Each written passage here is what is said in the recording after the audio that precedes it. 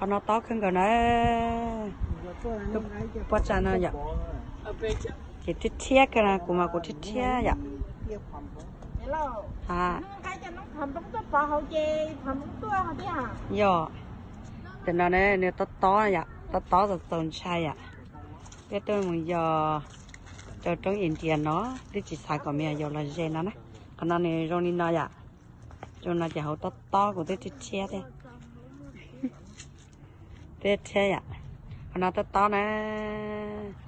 để tiệt trong yên chè nó trong yên chè tết tết, tên nó thủ yên chè nhỏ ạ,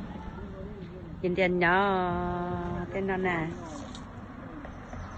cái xe gì xe ạ,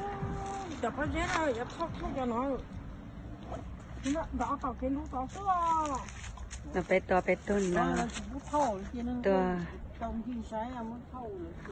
là tiệt trong India nó không có tên nó không có quạt chạy India xe ạ, chỉ một bao nhiêu bao lâu nó sẽ nhà tàu khai xe gì xe lại tao trong bể trong đó nè,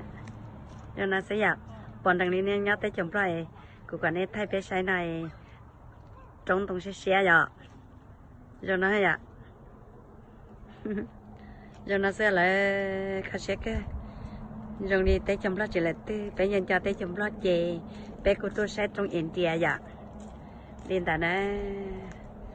rồi sẽ cần còn hôm nào của tao ra nhà tại là tôi sẽ trong India thấy rồi nè ốp lát không té tập lên này